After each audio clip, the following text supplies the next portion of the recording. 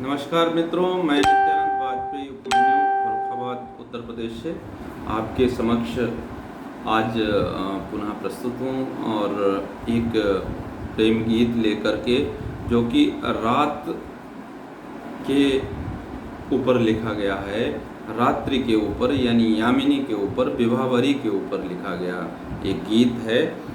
वो आपके समक्ष प्रस्तुत करता हूँ। किस प्रकार से रात्रि की शोभा का वर्णन कवि ने किया है इस गीत में, सुनिएगा और आशीष दीजिएगा। नमन शारदे।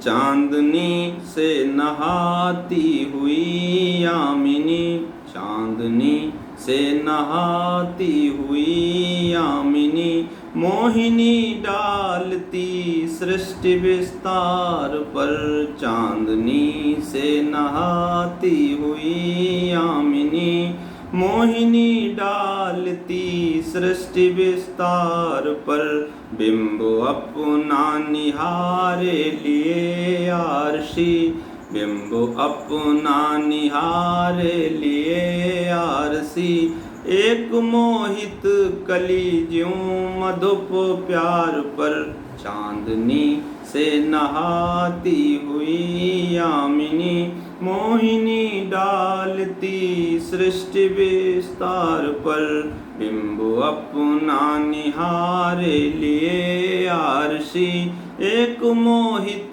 कली ज्यों मधुप प्यार पर, चांदनी से नहाती हुई यामिनी। अब आपके समक्ष पहला बंद प्रस्तुत करता हूँ, सुनिएगा। इसमें रात्रि की शोभा जो कि चांदनी रात है उसकी शोभा किस प्रकार से वर्णन किया है कवि ने, सुनिएगा।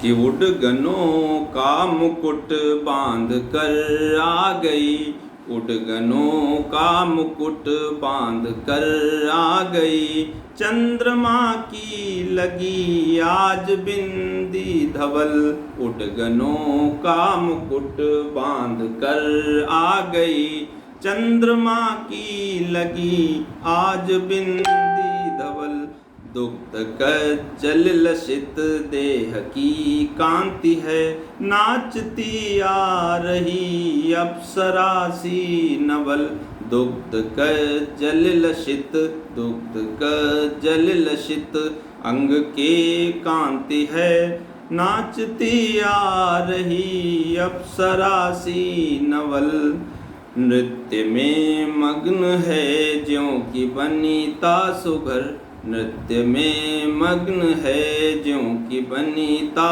सुघर, पैंजनी की चमक पूर्ण झंकार पर, चांदनी में नहाती हुई रागिनी, चांदनी में नहाती हुई यामिनी, मोहिनी डालती सृष्टि विस्तार पर, चांदनी से नहाती हुई यामिनी, मोहिनी डालती सृष्टि विस्तार पर। अगला बंद आपके समक्ष रखता हूँ। किस प्रकार से जो है रात्रि अपने प्रियतम से मिलने के लिए आई है, कवि की कल्पना है, सुनिएगा।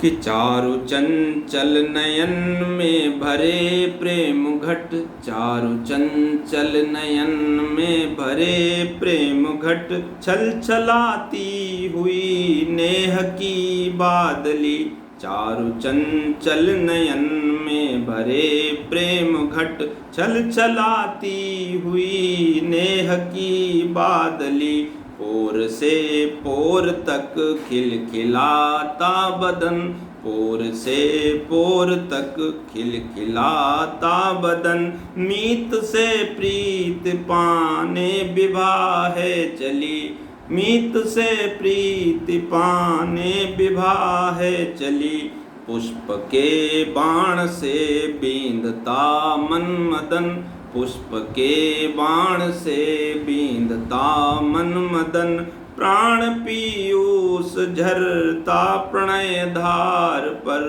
प्राण पीयूष झरता प्रणय धार पर, चांदनी से नहाती हुई यामिनी, चांदनी से नहाती हुई यामिनी, मोहिनी डालती सृष्टि विस्तार पर, मोहिनी डालती सृष्टि विस्तार पर, चांदनी से नहाती हुई यामिनी।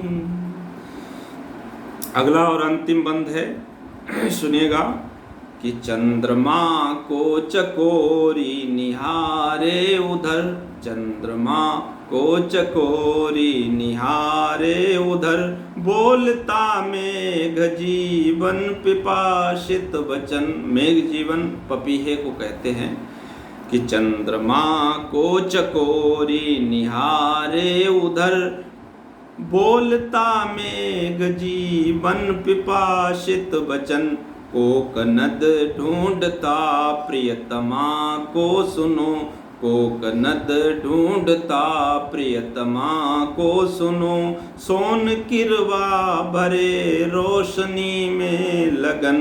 कोकनद का मतलब चकवा होता है, जो चकवा और चकवी जो कि प्रेम के प्रतीक जोड़े में हैं, तो कोकनद जो है चकवे को कहा जाता है।